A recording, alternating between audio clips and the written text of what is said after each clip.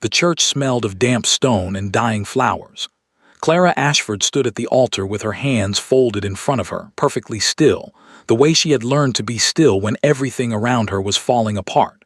The dress was her mother's, taken in at the waist, let out at the hem, altered in 3 desperate days by a seamstress who kept apologizing without saying why. It didn't fit. Clara didn't say a word about it. The man beside her was not unkind. That was the only thing she had told herself that morning, standing in front of the small mirror in her childhood bedroom, pressing her palms flat against the scratchy lace at her wrists. He is not unkind. As if that were enough. As if that were anything at all. Thomas Holt was the groundskeeper's son. He had strong hands and a quiet manner, and he had never once, in all the years Clara had watched him work the gardens of Ashford House, looked at her the way James had looked at her. No one had ever looked at her the way James had, but James was dead.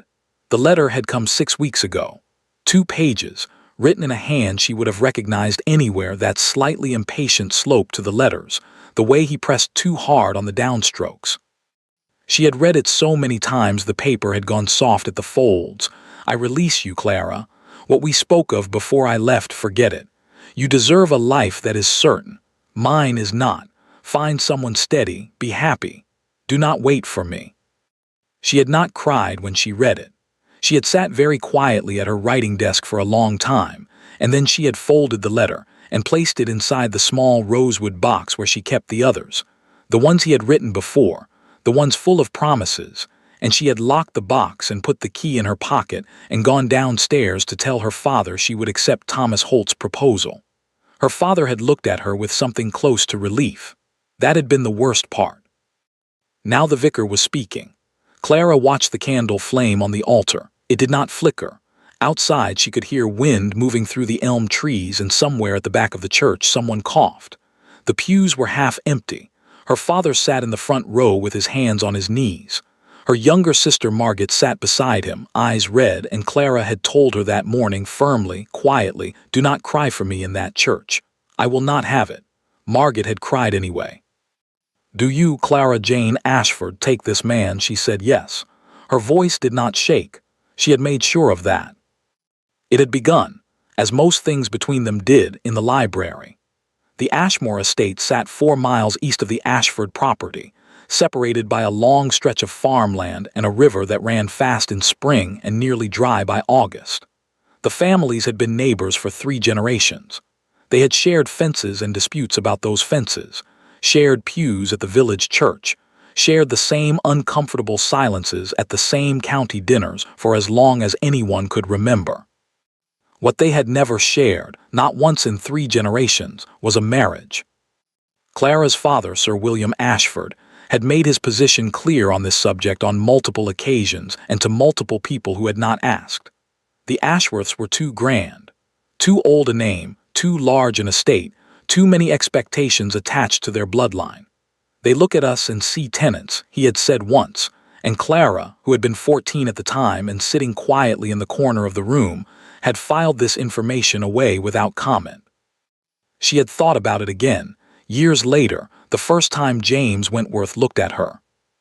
She had been 20.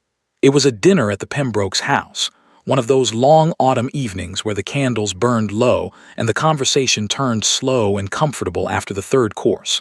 Clara had been seated near the end of the table beside old Mrs. Ferris, who was deaf in one ear and liked to talk about her roses. Clara had been listening politely, nodding at the right moments when she had felt someone watching her. She had looked up. James Wentworth was sitting across the table and 3 seats down. He was 24, dark-haired, with the kind of serious face that looked as though it rarely smiled. But he was smiling then, just slightly, at something she had said to Mrs. Ferris that she hadn't even realized anyone else could hear. She had looked back down at her plate, but she had known, with a certainty that surprised her, that something had just shifted. It had not been simple. Nothing between them was ever simple. He was a duke's son, the only son, which meant he would be duke himself one day, which meant that every woman in 3 counties had been pointed in his direction at some point or another, and which also meant that his mother had very clear ideas about who would eventually stand beside him at an altar. Clara Ashford, clever, quiet, the eldest daughter of a baronet with more land than money, was not in any version of that plan. They had been careful, remarkably careful, for two people who were not careful people by nature. The library at Ashmore was where it was easiest. Clara visited with her sister sometimes, borrowing volumes that their own modest collection didn't hold, and James was often there in the mornings, at the desk by the window that looked out over the south garden. They had begun talking the way people talk when they think no one is paying attention, honestly, without performance. About books at first, then about everything else. He had told her things he suspected he told very few people. About the weight of the estate, the tenants he felt responsible for, the war that was bleeding England slowly and that he knew, eventually, would ask something of him. She had told him things she had told no one about the loneliness of being the steady one, the sensible one, the daughter who never caused trouble and was therefore never truly seen. "I see you," he had said once, not dramatically, just quietly, the way he said most things. "I want you to know that." She had not been able to speak for a moment. By the spring of 1813 they had an understanding between them, not a formal engagement, nothing that could be announced, nothing her father knew about, but a promise. The kind made in low voices in borrowed libraries that feel, when you are making them, more binding than anything written on paper. He had asked her to wait for him. She had said yes without hesitation. He left for the peninsula in June. His letters came regularly at first, every 3 weeks, sometimes more. They were addressed to her sister Margaret, which was the arrangement they had agreed on, since no one would question correspondence to Margaret from the estate. Clara would receive them from Margaret's hands, read them alone in her room, and write her replies in the same careful way, careful with the address, careful with anything that could be misread, but entirely without caution in everything else. She kept every letter in the rosewood box. She read them often, she counted the weeks. The letter that destroyed everything arrived on a Wednesday in late October. Clara had been in the sitting room doing nothing in particular. She remembered that detail later, the specific uselessness of what she had been doing, how ordinary the morning had been when Margaret came in with an envelope and an expression Clara could not read. "It came with the post," Margaret said. "It's his handwriting." Clara had taken it carefully, walked to the window, opened it. She read it twice, then a third time. "I release you, Clara." She stood at the window for a long time after that. The garden below was going yellow and brown. A gardener, Thomas Holt, she realized distantly, was raking leaves near the far hedge, his movements steady and unhurried. She thought about all the things James had written to her before this. The promises, the patience, the way he had written "when I return," as though it were simply a matter of time, as though the outcome were already decided and they were just waiting for the calendar to catch up. Find someone steady. She folded the letter. She did not cry. Margaret was watching her from the doorway. "Ellie, don't," Clara said, quietly. Without turning around, "Please don't." Margaret didn't. Her father proposed the match with Thomas Holt 3 weeks later with the tone of a man who had been waiting for the right moment and had decided this was it. Thomas was reliable. Thomas was there. Thomas would not leave for a war or change his mind or write letters that meant nothing. Clara listened to her father speak for a long time. Then she said, "All right." Her father blinked. He had clearly prepared arguments. He had not prepared for "all right." "Are you certain?" he asked. Clara looked at him, at his relief, already creeping in at the corners before she had even finished answering, and something closed up quietly inside her, like a window being latched. "Yes," she said, "I'm certain." She married Thomas Holt on a cold Friday in December. She wore her mother's dress. She said yes without shaking. And she put the rosewood box, all of it, every letter, every promise, at the very bottom of her traveling trunk under everything else where she would not have to see it. She did not throw it away. She could not explain why. Not yet. Wiltshire, 1815. The cottage had 2 rooms downstairs and 2 up, a kitchen that let in the cold through a gap under the door, and a garden that Thomas kept better than he kept anything else in his life. Clara had learned this about him early, that he was a man who expressed care through maintenance. A fixed hinge, a repaired window latch, firewood stacked before she asked. He did not love her. She knew this the way she knew most things about her marriage, quietly, without drama, filed away in the part of herself she no longer examined too closely. She did not love him either. What they had instead was a kind of mutual, unspoken decency. They were polite at breakfast. They did not argue, because arguing required a kind of investment neither of them could honestly claim. Thomas worked the grounds of Ashmore Estate from dawn until the light failed. Clara managed the cottage, kept the accounts. Thomas was not a man for numbers, and occasionally walked the 2 miles into the village for things they needed, and things she simply had to get out of the house to feel like herself again. It was a small life. She had not expected it to feel quite so small.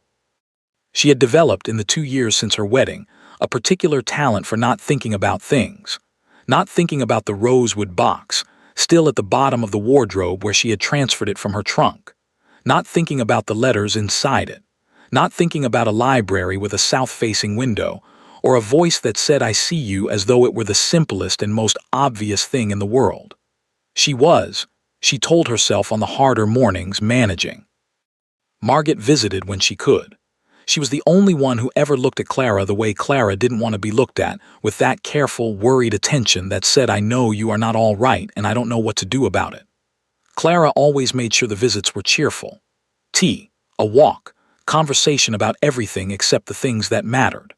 Margaret played along because Margaret loved her, and because Clara had asked her to, and because there was nothing, realistically, that either of them could do. The situation was the situation. Clara had made her choice, or her choice had been made for her. By this point the distinction felt academic, and there was no undoing it. She got up every morning. She managed. It was a Thursday in early March when she first heard his name again. She had gone to the main house, Ashmore, to deliver some accounts. Thomas had asked her to drop with the estate manager.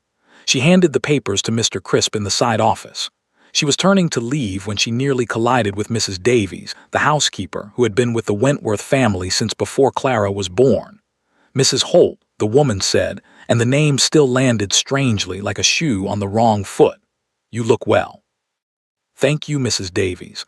Are you well?" "Oh, busy preparing." The housekeeper's voice dropped slightly. "His Grace is returning." Clara went very still. "The young master," Mrs. Davies continued, either not noticing or choosing not to notice. "Lord James, he's coming home from the continent, should be here within the fortnight, they say." She shook her head. 2 years of war and God knows what else. His mother's been beside herself." Clara said, "That must be a great relief for the family."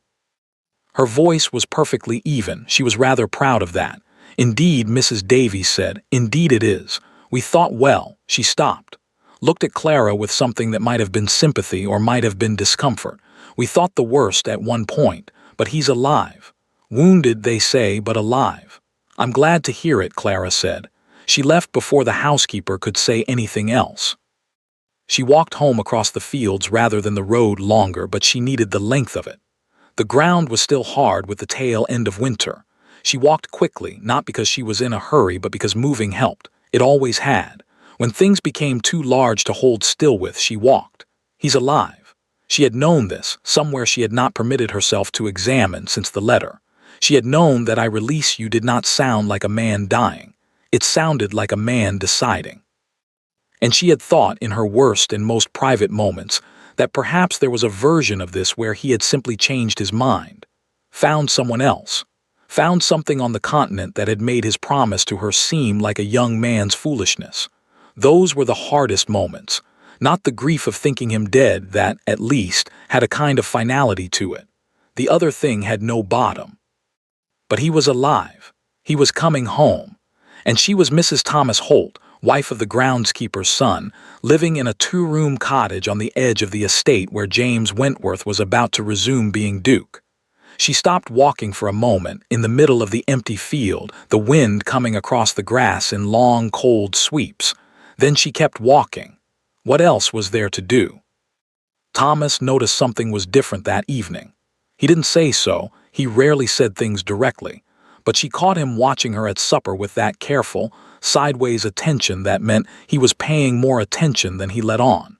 She told him she had a headache. He nodded and didn't ask further, and she was grateful for it, because she was not sure what she would have said if he had. She lay awake that night long after Thomas's breathing had steadied into sleep. She thought about what she would do when she saw him, and she would see him inevitably, because the estate was not large enough for two people to avoid each other indefinitely, especially when one of them was the Duke, and the other was married to his groundskeeper's son. She decided she would be polite. Correct. She would look at him the way one looks at any neighbor, any acquaintance, any person who occupies the same general county as oneself without there being any particular history between them. She would be absolutely fine. She rehearsed it until she almost believed it. James Wentworth arrived on a Tuesday morning 2 weeks later. Clara knew because she heard the horses on the drive. The cottage was close enough to the main approach that sounds carried, especially on still mornings, and she stood at the kitchen window with her hands wrapped around her tea and watched, without moving, as the carriages passed. She couldn't see him clearly. A figure stepping down, dark coat, the slight irregularity in his movement that Mrs. Davies had alluded to, wounded, they say. His mother on the front steps, reaching for him. Clara turned away from the window before he reached the door. She washed her cup. She dried it. She set it on the shelf exactly where it always went. She was managing. She saw him properly for the first time 11 days after his return at the quarterly tenant meeting in the village hall. She nearly didn't go this time. She went because not going would have been noticed, and she had no interest in being noticed. The hall was full when they arrived, farmers and their wives, tenant families, estate workers. Thomas found them seats near the side wall, nodded to the men around him, settled into the comfortable silence of a man who does not feel the need to fill every moment with words. Clara sat beside him with her hands in her lap and her back straight and looked at the front of the room. James was already there. He stood near the far wall, speaking to the estate manager, and he looked different, not in the ways she had expected. Thinner, yes, and there was something in the way he held himself that had not been there before, a kind of careful deliberateness, as though he had learned at some point to think before every movement. The wound, she supposed, or something else. Wars changed men in ways you couldn't always put a name to, but he also looked like himself. Exactly, devastatingly like himself. She looked away. She looked at the window, at the floor, at the family seated in front of her whose youngest child had fallen asleep against her mother's arm. She did not look at the front of the room again for a long time. When the meeting began and James spoke about the coming season, the drainage repairs in the North Field, the plans for the tenant cottages, she listened to his voice with her eyes on her own hands and thought about absolutely nothing. She was almost convincing herself. Then the meeting ended and people began to move, and in the shifting of bodies and the scraping of chairs, she found herself suddenly standing in a space that had, without warning, opened up between herself and him. 6 feet, perhaps 7. He saw her in the same moment she saw him see her. It lasted less than 2 seconds. His expression moved through several things very quickly, and Clara, who had spent 2 years preparing for this possibility, found that she had not, in fact, prepared for any of them. Then Thomas appeared at her elbow, solid, reliable Thomas, and said something about the carriage, and Clara turned toward her husband and said yes, of course, and walked with him out of the hall and into the gray March afternoon without looking back. Her heart was beating very fast. She was managing. She told herself this all the way home.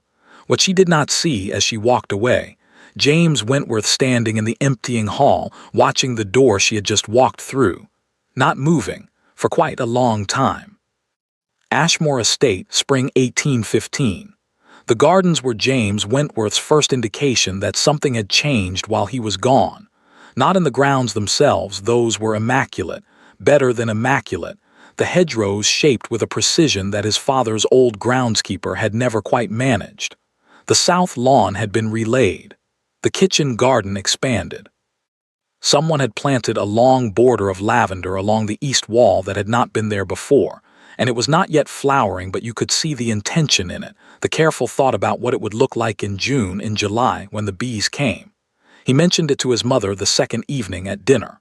That would be Thomas Holt, she said, in the tone she used for things she considered beneath detailed discussion. The new groundskeeper. His father retired 2 winters ago. James nodded. He knew the name vaguely. A quiet young man he had seen working the grounds in previous years, reliable in the way that people who do not draw attention to themselves are often reliable. He married, his mother added, reaching for her wine. One of the Ashford girls. James did not react. He had learned in 2 years of war to not react to things. It was a skill that had kept him alive on at least 2 occasions he could specifically recall, and probably several he couldn't. Which one, he said. The eldest. His mother set down her glass. Clara. James cut his meat. He ate it. He asked his mother about the drainage repairs in the North Field, and she told him, and the conversation moved on, the way conversations do when both people in them have decided to let something pass. He did not sleep that night. He told himself in the weeks that followed that it did not signify. She had moved on. He had written to her, God help him. He had written to release her, because by October of 1813, the situation on the peninsula had deteriorated to the point where he had genuinely believed he would not come back, and the idea of Clara Ashford waiting for a dead man had been more than he could bear. He had written the letter in a field hospital outside Victoria with a fever climbing and his hand unsteady, and he had given it to a courier, and then he had lost consciousness for 4 days and nearly died anyway. He had not died. He had come back. And Clara had done exactly what he asked. That was the thing about Clara. She had always done what she decided to do, fully and without half measures. He had loved that about her. He loved it considerably less now. He told himself this was rational. He told himself he had no claim, no right, no reasonable grounds for the particular feeling that settled in his chest when he thought about her in that cottage, in that life, with that man. He was quite good at telling himself things. He was not, it turned out, very good at believing them. The estate required his attention in ways he had not anticipated. 2 years of absence, even with a capable manager, left gaps, decisions deferred, repairs postponed, tenants with concerns that had accumulated quietly and now needed to be addressed with some urgency. He threw himself into it with the kind of focused energy that people around him mistook for recovered spirits. It was not recovered spirits. It was something to do that was not thinking. He rode the grounds every morning. This was how he encountered Thomas Holt with any regularity. The groundskeeper was always somewhere on the estate at that hour, working with the unhurried thoroughness that James had begun to understand was simply the man's nature. They exchanged the nods and brief words of employer and employee. Thomas was respectful without being obsequious. James found him, against his better judgment, rather easy to be around. This did not help. He saw Clara at the church on Sundays. She sat 3 rows from the front on the left side, beside her husband, in a gray dress, and a bonnet that she always removed as soon as the service ended in a gesture so characteristic, that slight impatience with unnecessary accessories, that the first time he saw it he had to look away. She never looked at him directly. Or rather, she looked at him exactly as much as she looked at anyone else, which was to say briefly, politely, with no particular expression before looking at something else. It was impeccably done. It was, he thought, possibly the most controlled performance he had ever witnessed, and he had witnessed his share. He did not know what his own face did during those moments. He hoped it did something similar. He rather doubted it. His mother had begun with the subtlety of a woman who had never seen the need for subtlety, to mention other women. Lady Forsyth's daughter is in Bath this season, very accomplished, I understand. The Hargreaves girl has grown into quite a striking young woman. There is the matter of the succession, James. You are not getting younger. He listened to all of it with the patience he had developed over 2 years of considerably worse discomfort. He said, yes, mother, and I'm sure she is, and I understand. He said none of the things he was thinking, which were unfit for dinner conversation and wouldn't have helped anyone. He was 26 years old. He was the Duke of Ashmore. He was supposed to be thinking about the succession and the harvest yields and the drainage in the North Field. He was thinking about a woman in a gray dress 3 rows from the front on the left side. It was his estate manager, Mr. Crisp, who inadvertently broke something open. They were in the estate office on a Wednesday afternoon working through the spring accounts, When Crisp mentioned, in the offhand way he mentioned most things, which was part of why James valued him, that Mrs. Holt had been a considerable help with the quarterly ledgers. James looked up from the papers in front of him. Mrs. Holt. Crisp didn't look up from his own papers. She's sharp with numbers. Holt's a fine groundskeeper, but figures aren't his strength, so she sorts the household accounts and sometimes the estate ones when there's a backlog. She's been doing it since, the first winter, I think. Never charges extra, just does it. James set down his pen. She comes to the estate office, when needed, quiet about it, never any trouble. Crisp glanced up. Shall I tell her to stop if you'd prefer? No, James said, too quickly. He picked his pen back up. No. If it's useful, there's no reason to change it. Crisp nodded and returned to his papers. James looked at the column of figures in front of him and saw none of them. She was here. In this house, in this office, sitting at this desk possibly, doing the quiet and competent work that no one had asked her to do and that she had simply seen needed doing and done. Of course she had. He made a decision, around this time, that he was not proud of. He began to arrange his mornings so that he would be in the estate office on the days Crisp had indicated Mrs. Holt sometimes came. He told himself this was not what it was. He was a grown man and a duke, and he was not rearranging his schedule in order to accidentally occupy the same room as a married woman. He did it twice before he saw her.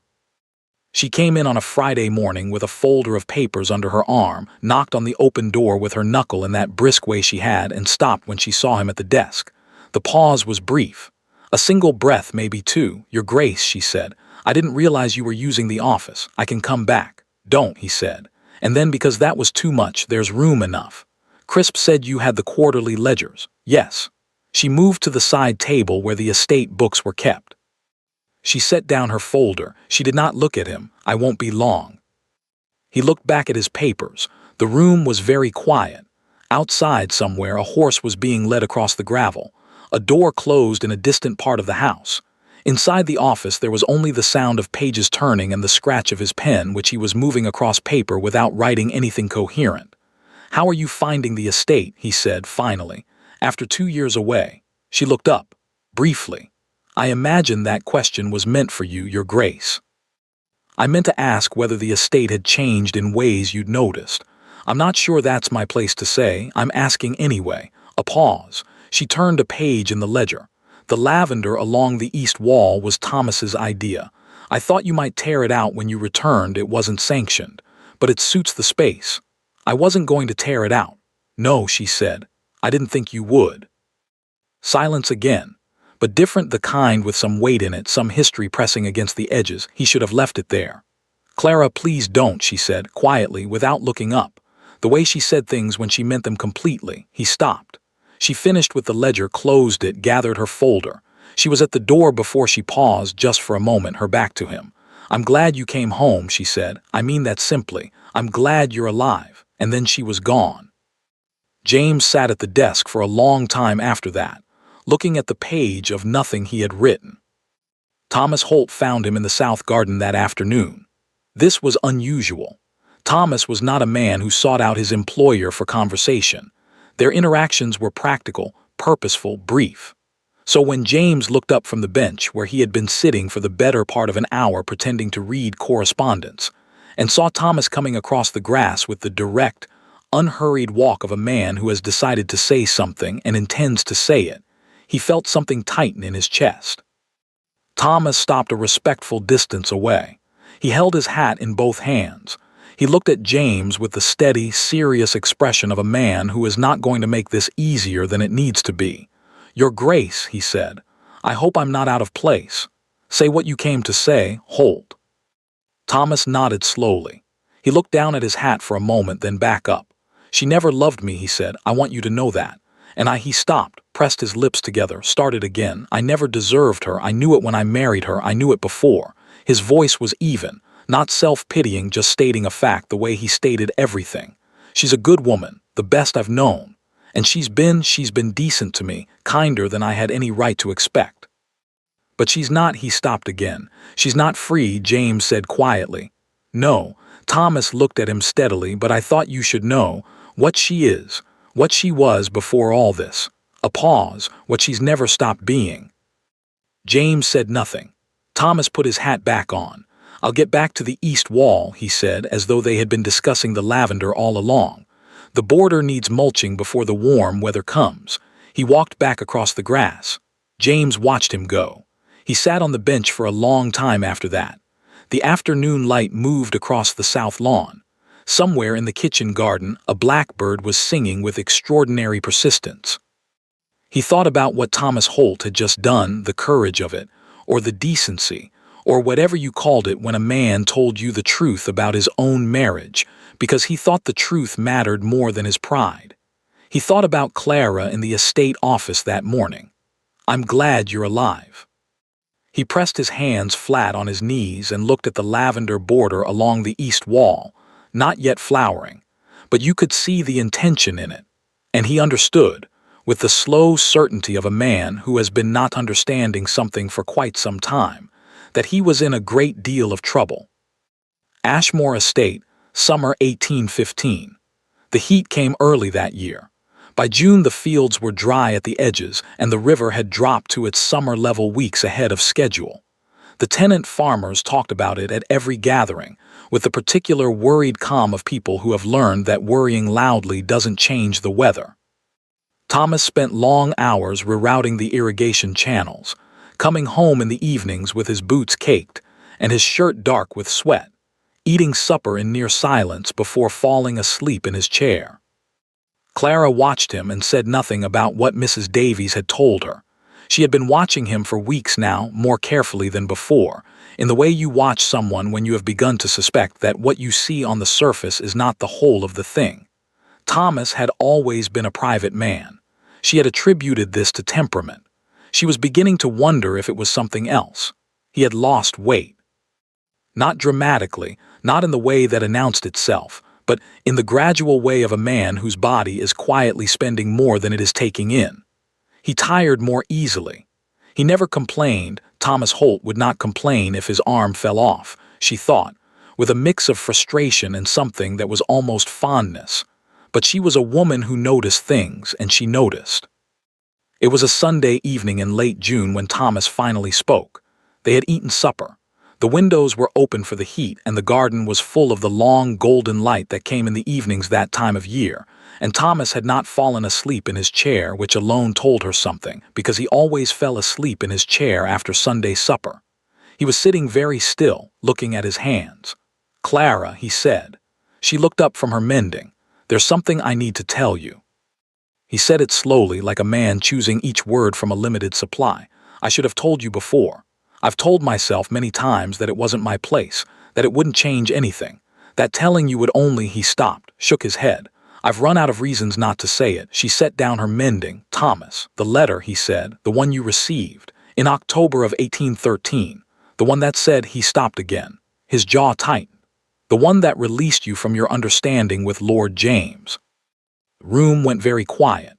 Clara's hands were still in her lap. She did not move them. She did not move anything. "What about it?" she said. Her voice came out entirely steady. She was distantly impressed by this. Thomas looked up at her then, directly, the way he rarely did, with none of his usual sideways carefulness. "He didn't write it," he said. The silence that followed was the longest Clara had ever sat inside. She heard the blackbird in the garden, the distant sound of a cart on the road. Somewhere in the house the clock on the mantelpiece ticked with its usual indifference. "Say that again," she said. "Lord James didn't write the letter." Thomas's voice was even, careful, as though he had rehearsed this, had been rehearsing it for a very long time. "It was Mr. Richard Wentworth, his cousin." Clara looked at him. She knew Richard Wentworth. Everyone in the county knew Richard Wentworth, a smooth, handsome man of about 30 who appeared at every significant social gathering and said all the right things and had always made Clara, in some instinctive and unexamined way, want to stand slightly further from him than was necessary. "How do you know this?" she said. Thomas looked back at his hands. "Because I was there." He told her slowly, in pieces, the way you dismantle something you have been carrying for a long time and are not sure will hold together if you take it apart too quickly. Richard Wentworth had approached Thomas's father, the old groundskeeper, in the autumn of 1813. Richard was at Ashmore frequently then, managing the estate in James's absence, and he had made it his business to know things. He knew about Clara and James. He had known for some time, Thomas said, because Richard Wentworth made it his business to know everything that might one day be useful. He wanted the estate, Thomas said. If Lord James died, and at that point it seemed possible, more than possible, the title and estate would go to the nearest male relation. That was Richard. A pause. But he also knew that if Lord James came back, and if there was already an understanding, a serious one, the kind that could be made formal, then his position was considerably weaker. A duke with a wife has less use for a cousin. He came to my father, Thomas continued. He said he needed the letter delivered as though it came with the regular post from the peninsula. He had a man who could copy a hand. Lord James had written enough letters from the front that there were samples enough to work from. Thomas stopped, swallowed. My father was not a strong man in certain ways. Richard offered things security, a guarantee of the groundskeeper's position regardless of what happened with the estate. My father had been worried that year about his position. And you, Clara said quietly, what did he offer you? Thomas was silent for a moment. Me, he said. She looked at him. Your hand, he said. He told my father that if the letter worked, if you accepted it and moved on, then he would arrange the match. That your father would agree to it. His voice was flat, not defensive. Simply factual in the way of a man who has given up defending himself on this particular subject. I was 22. I thought he stopped. I don't know what I thought. I told myself it would work out, that we could make something of it. A long pause. I knew by the wedding that I'd been a fool, and worse than a fool. Clara looked at him for a long moment. She thought about the seamstress who had kept apologizing, about the half-empty church, about her father's relief, that expression she had filed away and never examined too closely because examining it would have required her to ask questions she wasn't sure she wanted answered. Did my father know, she said. No. Thomas shook his head. No. Richard handled that separately. Your father was told only that Lord James had ended the understanding. The letter was shown to him. He had no reason to doubt it. But you knew, she said, from the beginning. You knew the letter was false. Yes. You married me knowing. Yes. The word sat between them. Clara stood up. She walked to the window. The garden was still golden, still beautiful, entirely indifferent. The blackbird had moved to the far hedge and was singing to no one in particular. She pressed one hand flat against the window frame and looked out. She thought about 2 years, about gray dresses and quiet breakfasts and ledgers and the particular art of managing, about a library with a south-facing window, about a man who had come back from the war with something missing from his eyes and the careful, deliberate way he moved as though he had learned to think before every step. I'm glad you came home. She had said that. She had meant it simply. She understood now that nothing about any of it had been simple. She did not cry. She had known in some private and unvisited part of herself that this was still true, that she still had this.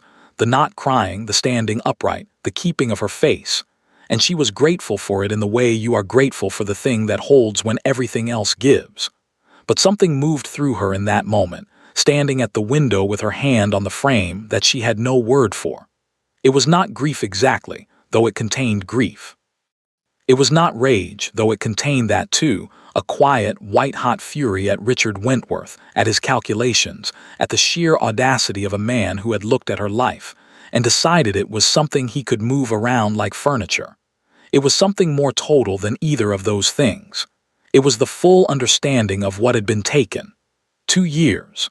The rosewood box at the bottom of the wardrobe. Every Sunday morning 3 rose from the front on the left side, not looking at him, teaching herself the discipline of not looking. Every morning she had woken up in this cottage and pressed her palms flat and told herself she was managing. She had been managing a lie. She turned from the window. Thomas was watching her with the expression of a man who has put down something very heavy and does not yet know if he did the right thing. Why now, she said. Why tell me now? He was quiet for a moment. Because I'm not well, he said. Simply, I've known for some months. The doctor in Marlborough says he started again. It's my lungs. It's been coming on for a while. He looked at his hands again. I don't know how long, he couldn't say precisely. But long enough that I needed to, he exhaled slowly. I couldn't leave you not knowing. Whatever else I've done, I couldn't do that." Clara looked at him. She thought about what it cost him to say this. Not the confession that had cost him something too, she could see it, but this. The admission of illness, of limitation, of the future contracting. Thomas Holt, who expressed care through maintenance and fixed things before they were asked and never once complained about anything. "Thomas," she said. He looked up. She crossed the room and sat back down across from him, and she looked at him steadily, the way she looked at things she intended to deal with honestly. "Thank you," she said, "for telling me." He nodded once. His jaw moved. "I'm sorry," he said, "for all of it. I know that doesn't fix it," she said, "but I hear it." They sat in the quiet for a while after that. The light moved slowly across the floor. The blackbird finished its song. She did not sleep that night. She lay in the dark and looked at the ceiling and let herself, for the first time in 2 years, think about all the things she had not been thinking about. Not with any plan, not with any sense of what came next, just the thinking of them, the full weight of them finally allowed. The rosewood box was in the wardrobe 6 feet away. She did not get up to open it, not yet. But she knew, with the clarity that comes only at certain hours of the night, that something had changed tonight that could not be unchanged. The letter was false. The ground she had been standing on for 2 years was not ground at all. And Richard Wentworth, who had looked at her life and moved it like furniture, had not yet been asked to account for any of it. She thought about that for a long time. She was not a woman who shouted. She was not a woman who made scenes or fell apart in public or required others to manage her feelings. She never had been. But she was rediscovering, not a woman who let things go. "Find someone steady," the letter had said. She almost laughed there in the dark. She had been steady enough for all of them. Ashmore Estate, late summer 1815. She did not act immediately. This was deliberate. Clara had learned, over the course of a life that had required a great deal of quiet endurance, that the worst decisions were made in the first hours of knowing something, when the feeling was still too large and too hot and too present. She had seen other women act in those hours, had watched them write letters they regretted, say things in drawing rooms that could not be unsaid, make choices that closed doors permanently and solved nothing. She was not going to do that. She gave herself 1 week. She went about her days with the same unhurried competence she always had. She managed the cottage. She walked to the village. She sat beside Thomas at Sunday service and looked at the order of worship and sang the hymns she knew by heart. She did the estate ledgers when Crisp asked her to, sitting at the side table in the estate office with her folder and her pen. And if James was sometimes in the room, she gave no indication that this was anything other than entirely ordinary. She was, to all outward appearances, perfectly fine. Inside, she was taking inventory. The first thing she needed was evidence. Not the letter itself. The letter was gone, delivered to her father 2 years ago and long since disposed of. What she had were the originals. James's real letters, the ones written before October of 1813, kept in the rosewood box at the bottom of her wardrobe. She had not opened the box since her wedding day. She opened it now, alone in the cottage on a Tuesday morning while Thomas was on the grounds, and she sat on the edge of the bed and went through them one by one.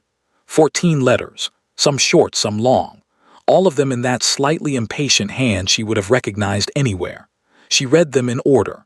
She had not read them in 2 years, and she had forgotten, or perhaps she had made herself forget, how entirely himself he was in them.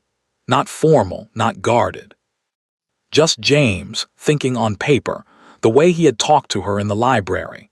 She read them without allowing herself to feel most of what they made her feel, because she needed to be thinking clearly, and feeling clearly at the same time was not something she could currently manage.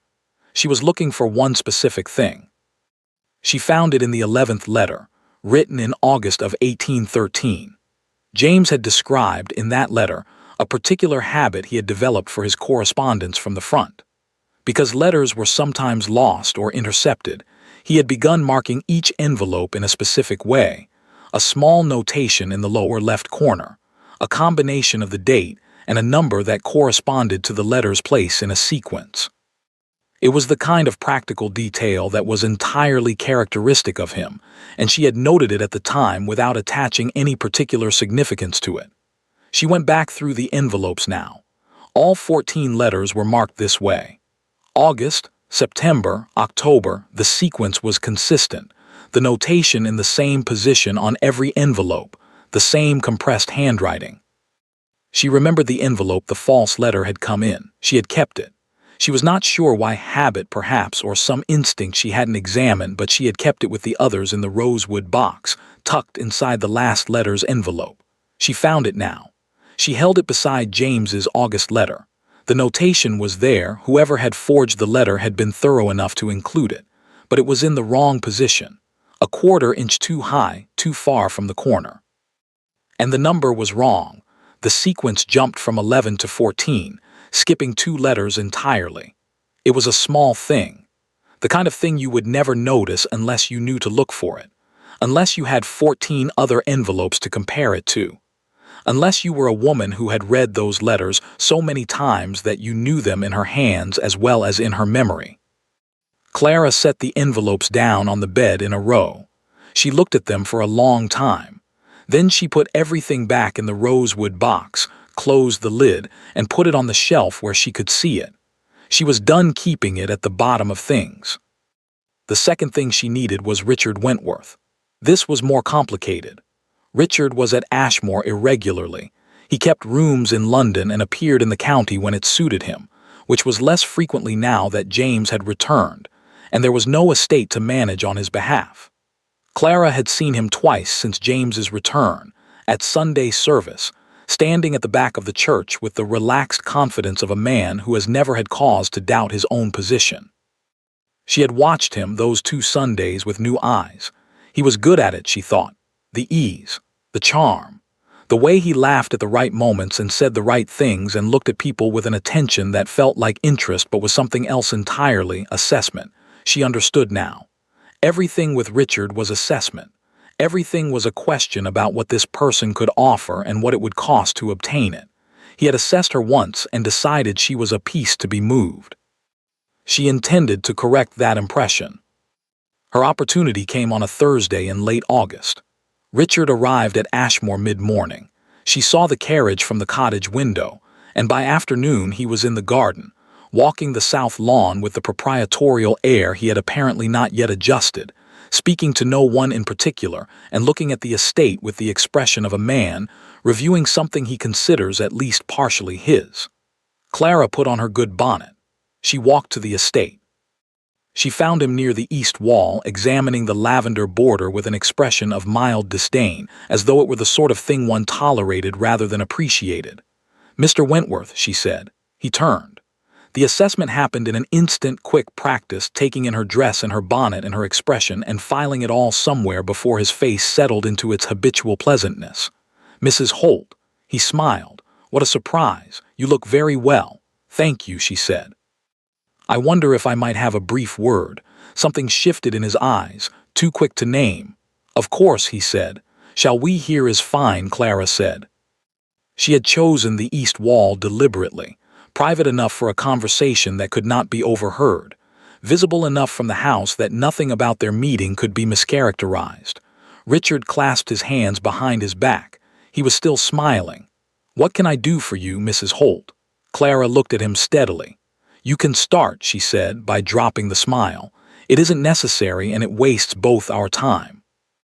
The smile didn't disappear entirely. It never did with men like Richard, but it changed, became something cooler and more watchful. "I have James's letters," she said, "all 14 of them from the peninsula. I also have the envelope from October of 1813, the letter that told me to find someone steady." She watched his face. "I've compared the envelopes," she continued. "The sequence notation in the lower left corner. James marked every envelope with a date and sequence number.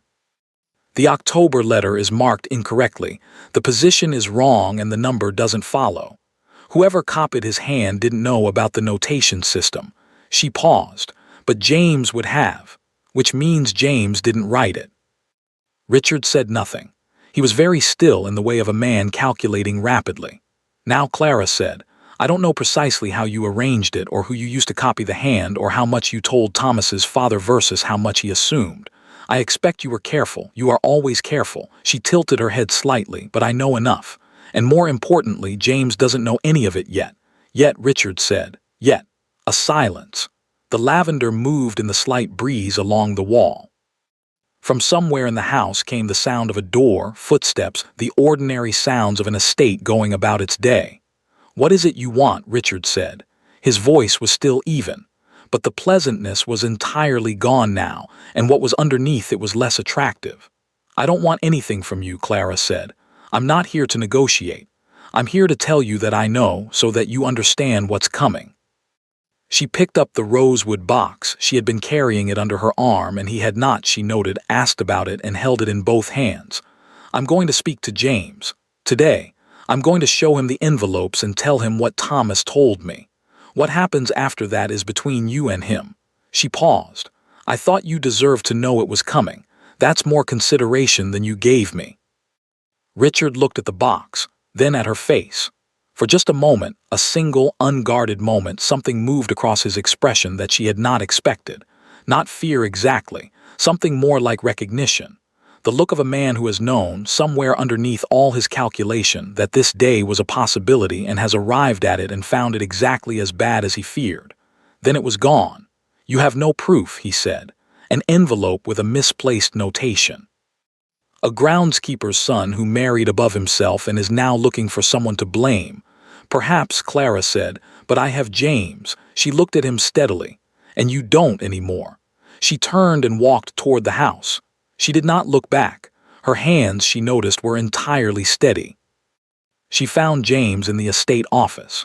He looked up when she appeared in the doorway, and she watched the usual sequence move across his face. The careful composure he always arranged when he saw her, the effort of it visible to her now in a way it hadn't been before, or perhaps she simply allowed herself to see it now.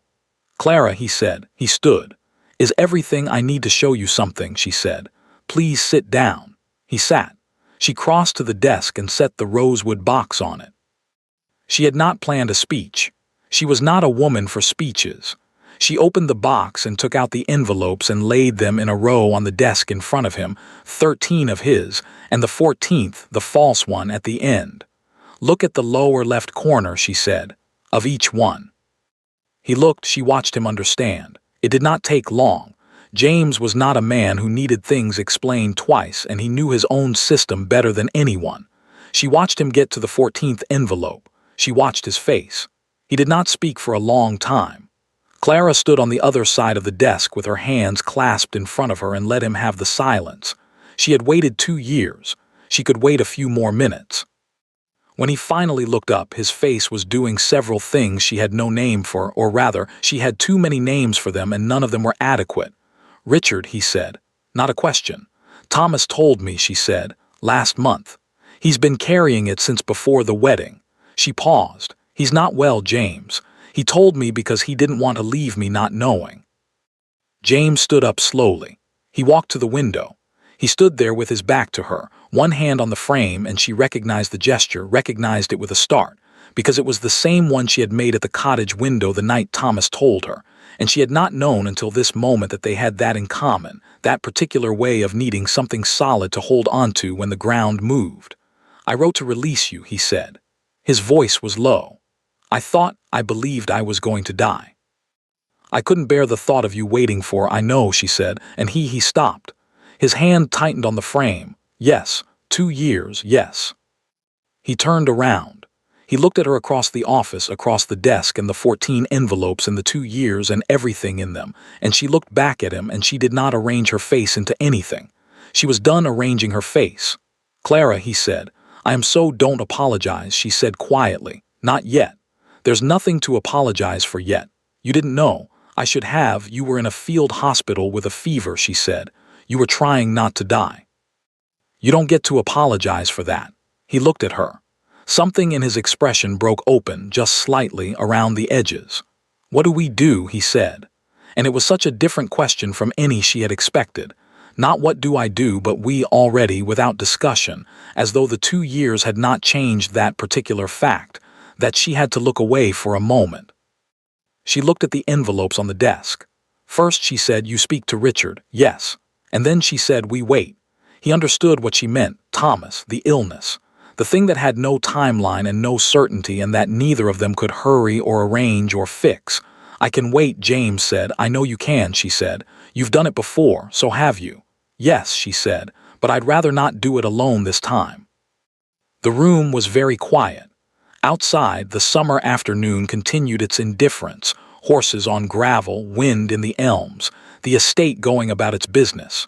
Inside the office there were two people standing on opposite sides of a desk covered in old envelopes, and neither of them moved, and neither of them needed to. Not yet.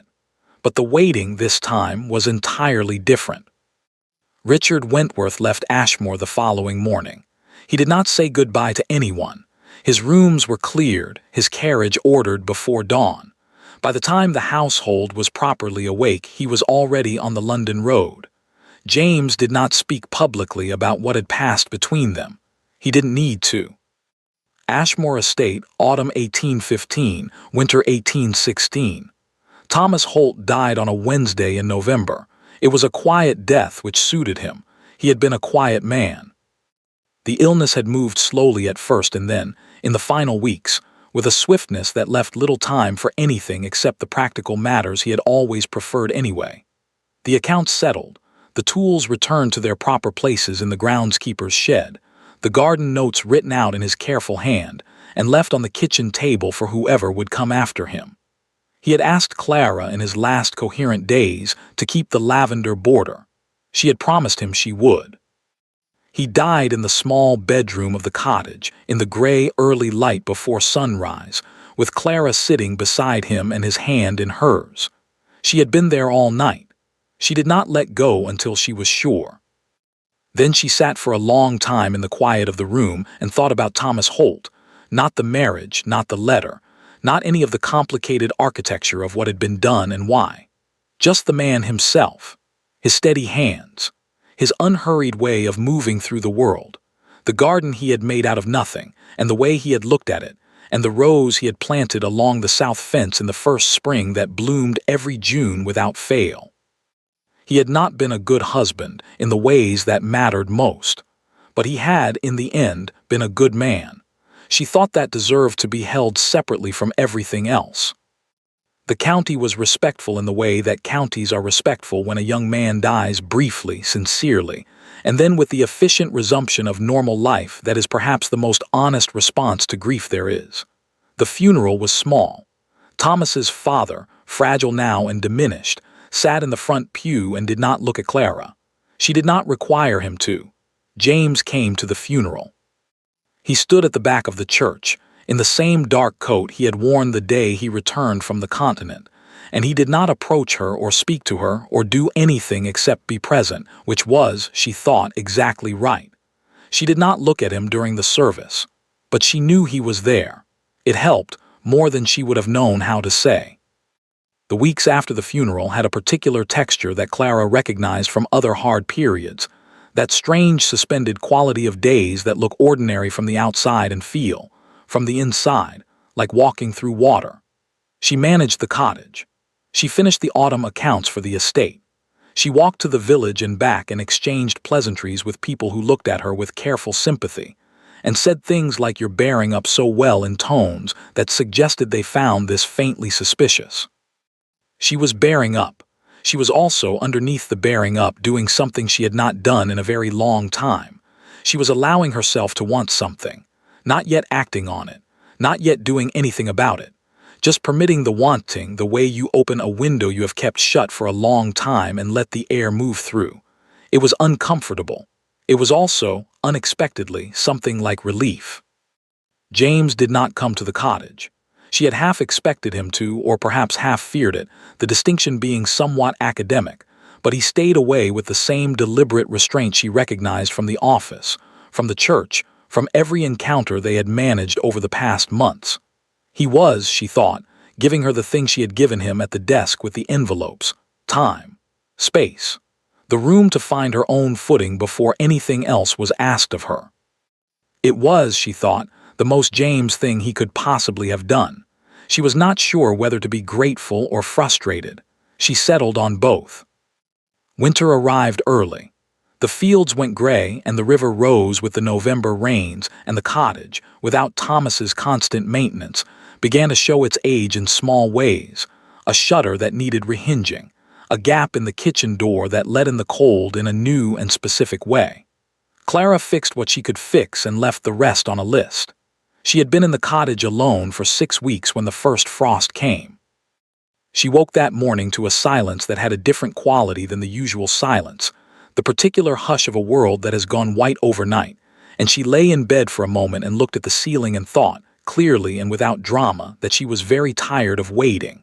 Not for James specifically, for her own life, for the version of it that she had been standing just outside of for 2 years, pressing her palms flat and managing and telling herself it was enough. It was not enough. It had never been enough. She got up, she dressed. She made tea and drank it standing at the kitchen window, looking at the frost on the garden, at the bare rose along the south fence, at the lavender border she had promised Thomas she would keep. Then she put on her coat and her good boots and walked out the door. She was not going to James. She told herself this very firmly for approximately the first quarter mile. She was going for a walk.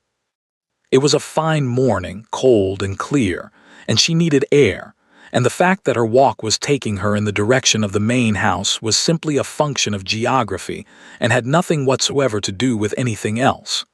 She was not, she told herself, a woman who walked toward things she wanted before she had properly decided to want them. She stopped walking. She stood in the middle of the frost-white path between the cottage and the main house, in the early morning quiet, with her breath making small clouds in the cold air. She thought about Clara Ashford, who had stood at an altar in a dress that didn't fit and said yes without shaking and filed away her father's relief and put the rosewood box at the bottom of everything and managed for 2 solid years. She thought about what that woman deserved. She started walking again. She arrived at the main house as the household was waking smoke from the kitchen chimney, a groom crossing the yard, the sounds of morning settling over the old stones. She went to the front door, which she had never in her life used. She was the groundskeeper's wife, or had been, and the groundskeeper's wife used the side entrance, and she knocked. The housekeeper answered.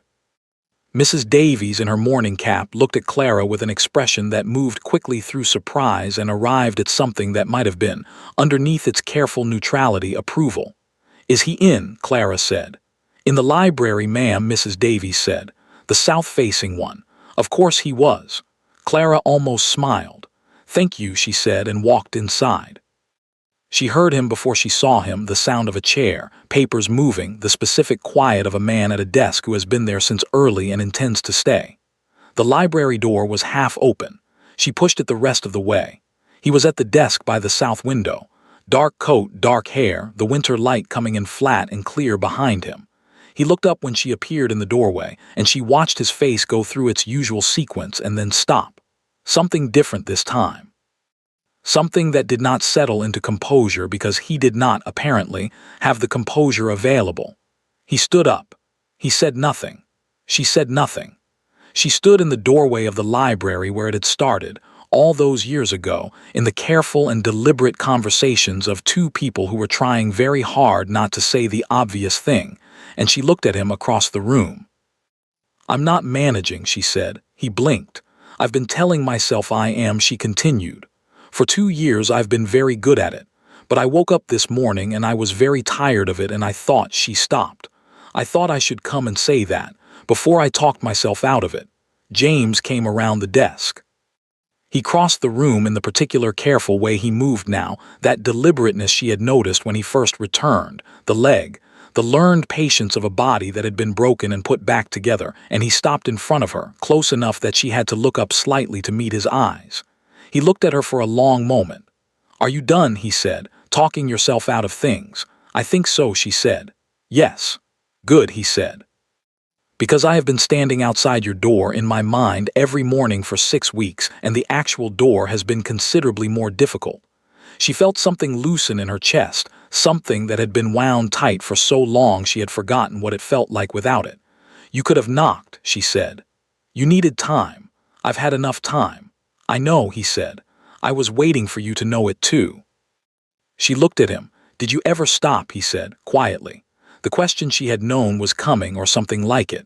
She thought about the rosewood box at the bottom of the wardrobe, about the Sunday mornings 3 rows from the front, about lying in the dark looking at the ceiling and finally letting herself think about all of it.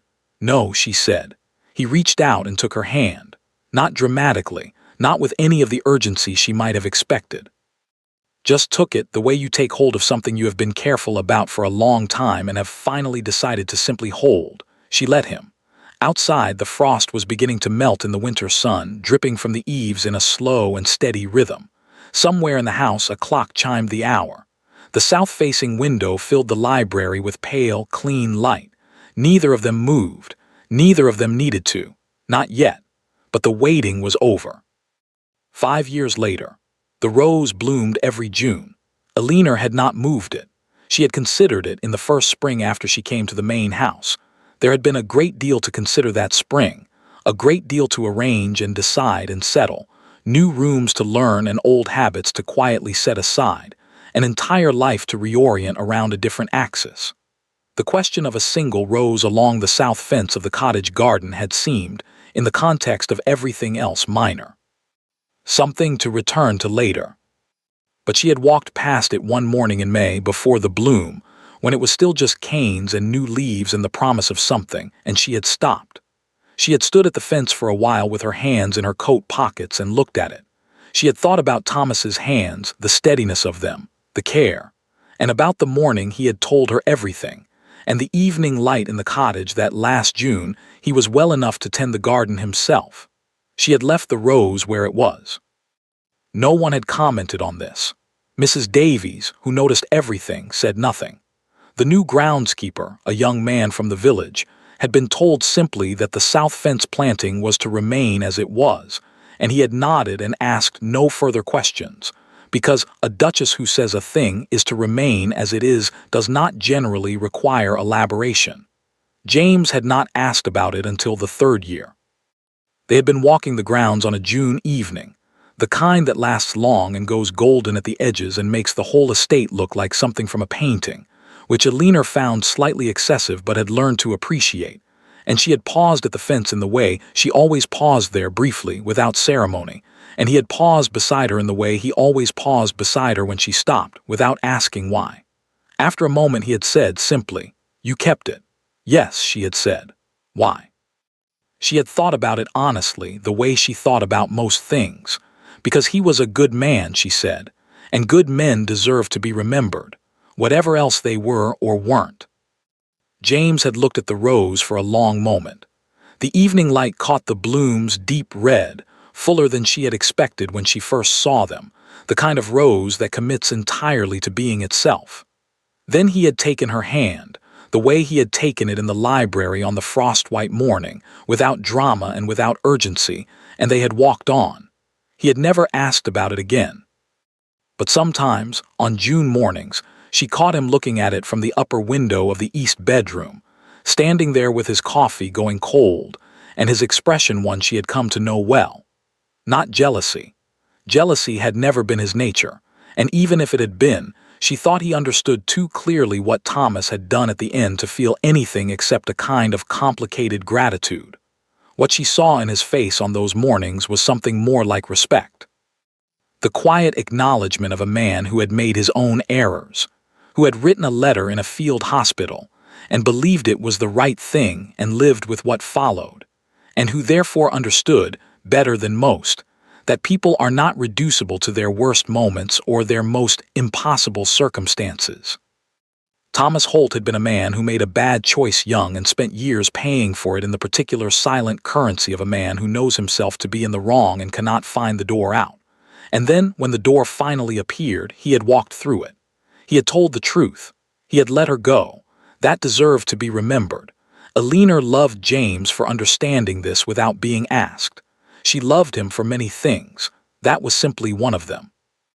The county had adjusted, as counties do, with a combination of genuine warmth, performative propriety, and the irrepressible human appetite for narrative that makes other people's lives so much more interesting than the participants generally find them.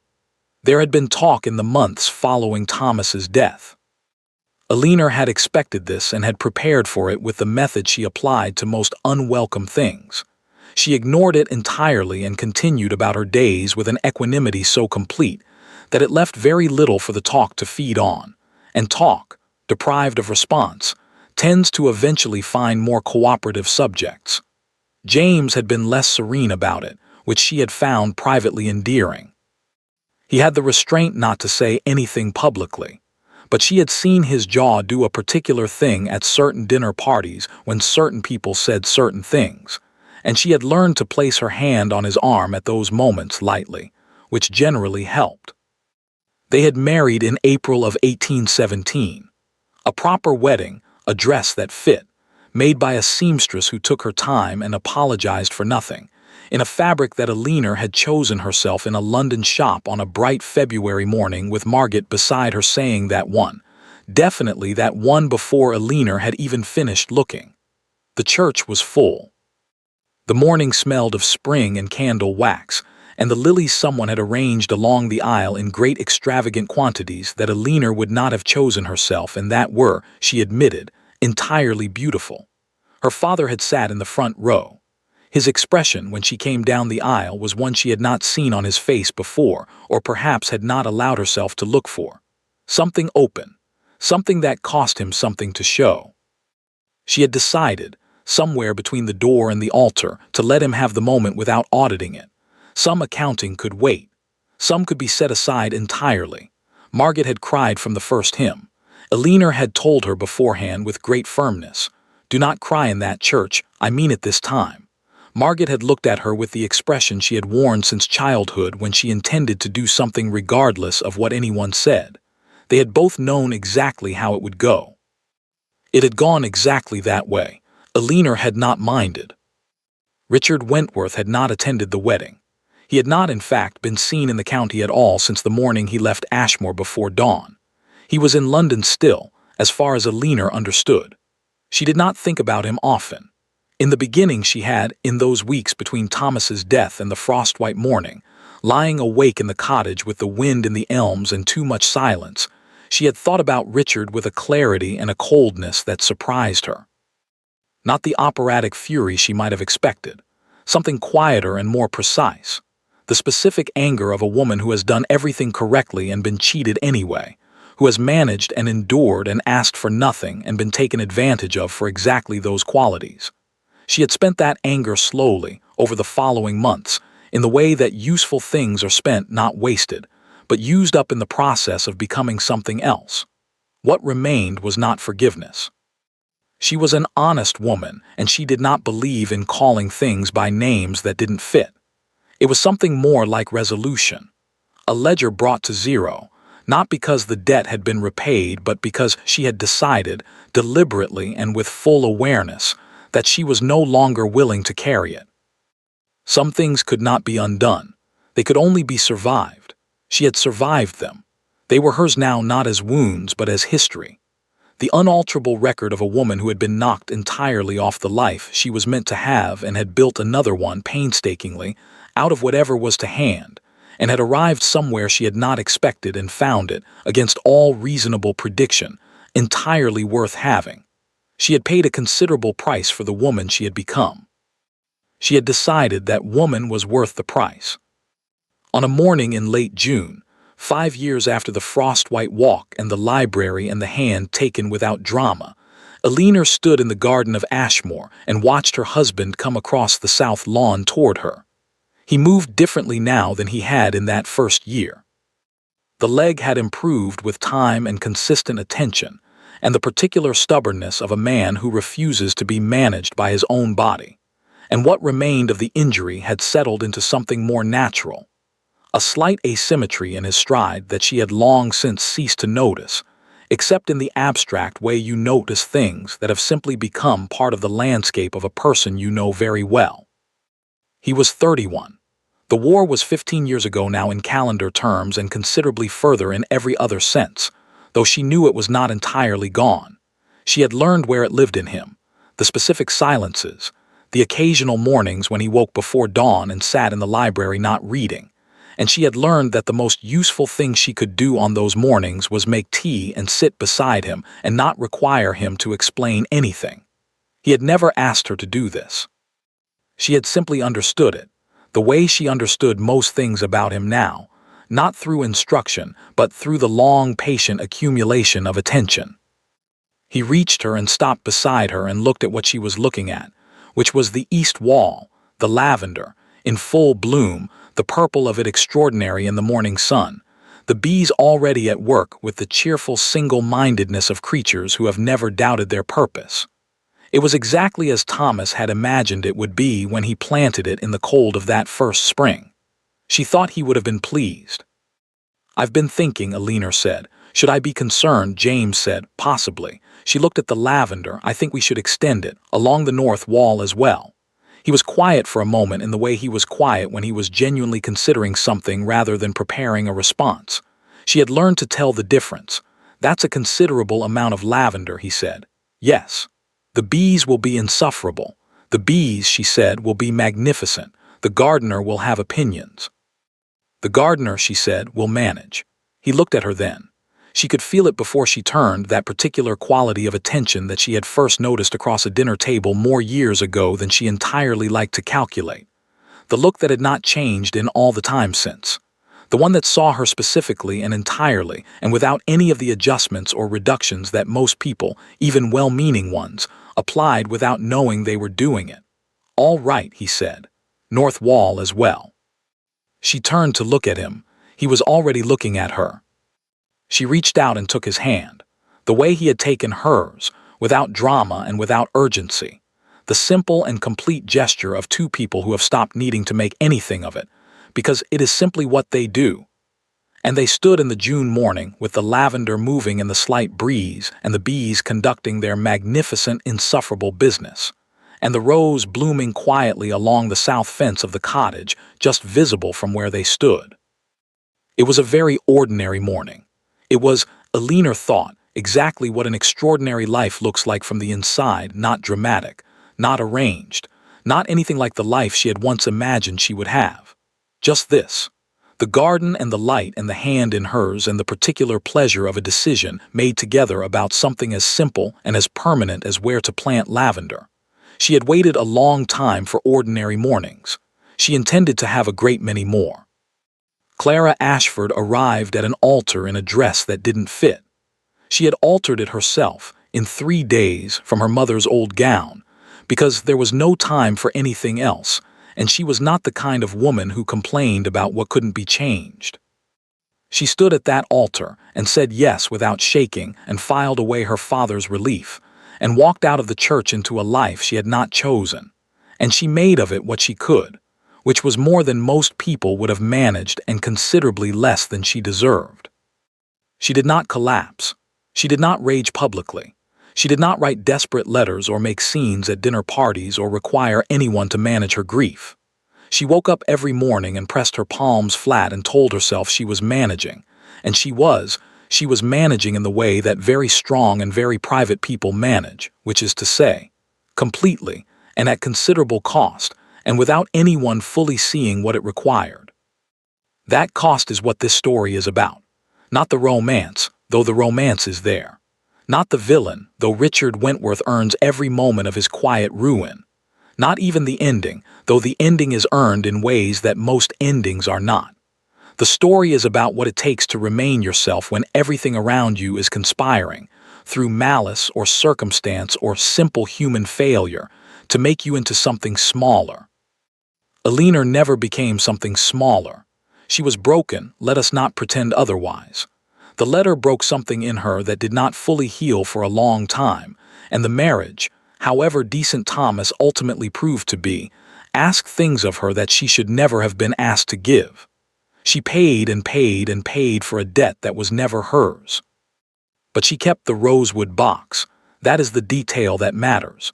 She put it at the bottom of everything, yes. She buried it under 2 years of gray dresses and quiet breakfasts and Sunday mornings spent not looking at the man 3 rows in front of her. But she did not throw it away. She could not explain why, she told herself. But we know why.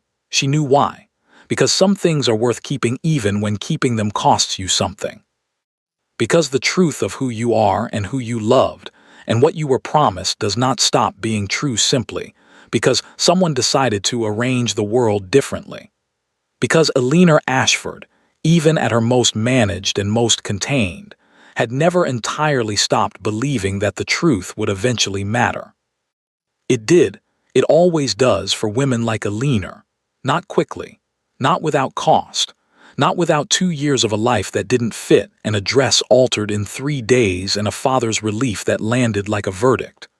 But eventually, in a frost-white morning and a library with a south-facing window and a hand taken without drama, the truth came back around.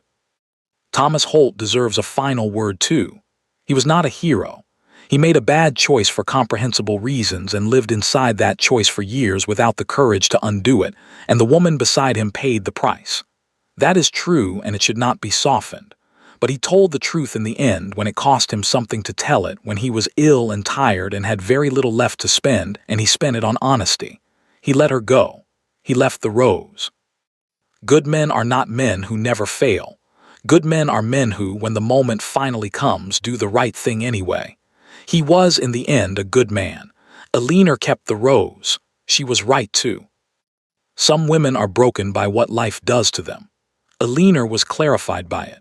She arrived at the end of this story knowing exactly who she was, exactly what she wanted, and exactly what she was worth.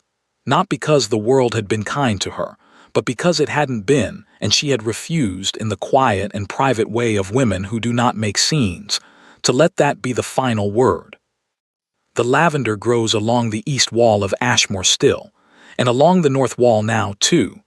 The bees are, as predicted, magnificent. Thank you for listening to this story all the way to the end. If it stayed with you, let us know which moment affected you most and which city you're watching from. Your comments shape the next stories more than you think. If you enjoy this kind of storytelling, don't forget to subscribe and leave a like so you won't miss what's coming next.